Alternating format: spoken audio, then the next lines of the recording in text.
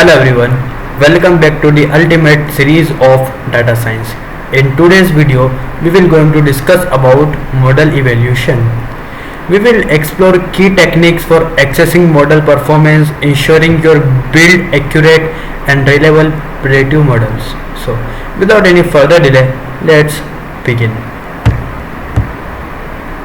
What is importance of model evaluations? So there are many importance of model evaluation. Let's understand each of them. First, identify model flaws. Model evaluation helps to identify potential flaws in your models and understand their limitations. For example, you may discover that a model is biased towards certain data points or performs poorly on specific subsets of your data. Secondly, by comparing the performance of different models, you can select the best model for your specific use case. This allows you make informed decision about which model to deploy or further refine. Optimize model parameters. Model evaluation techniques can help you identify areas for model optimization. This may involve adjusting parameters, trying different algorithms, or addressing data imbalances. Let's move to next topic.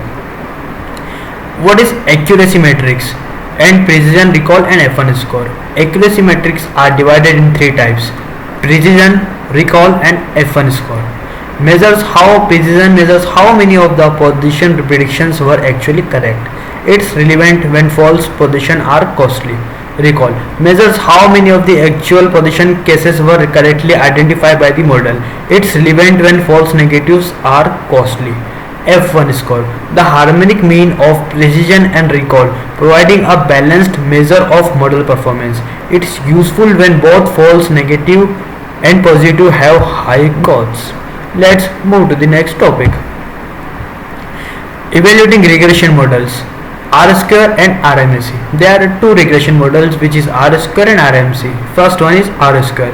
Measures the proportion of the variance in the dependent variable that is explained by the independent variables. High R-square variables indicate a better fit.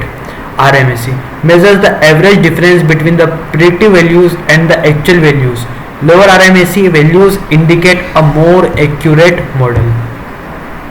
How to handle imbalanced data sets?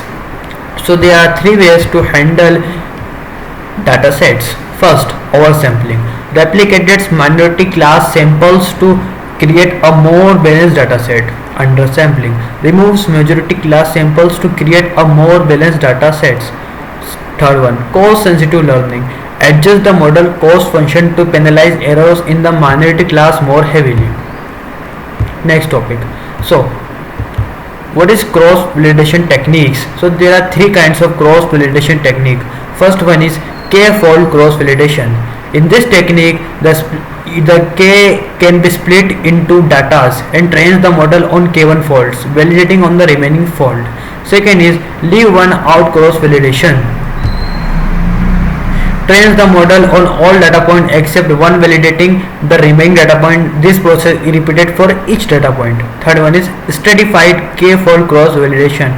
Similar to k-fold, but ensure that the proportion of each class and each fold is representative for the original data set. Next topic. Accounting for unequal error cost. There are three ways. First one is identify cost. Assign cost to different types of errors. For example, misclassifying a fraudulent transaction may be more expensive than misclassifying a legitimate transaction. Second one is adjust model. Adjust the model's cost function to reflect this cost. This will prioritize minimizing the more costly errors. Monitor performance. Monitor the model's performance on a real-world dataset to ensure that it is effectively minimizing the cost of specific errors. Next one. Finally, back to conclusion. There are three conclusions from this video. Let's understand each of them. First, evaluate regularly. Regularly evaluate your models to ensure their continued accuracy and reliability. Second, understand cost. Understand the cost associated with different type of errors and adjust model accordingly. It is very essential to understand the costs because it has different type of errors and adjust model accordingly. Third, iterate and improve. Use evaluation techniques to identify areas for improvement and continually enhance model performance. So In this video, we will discuss several topics regarding model evaluation. I hope you understand each of them.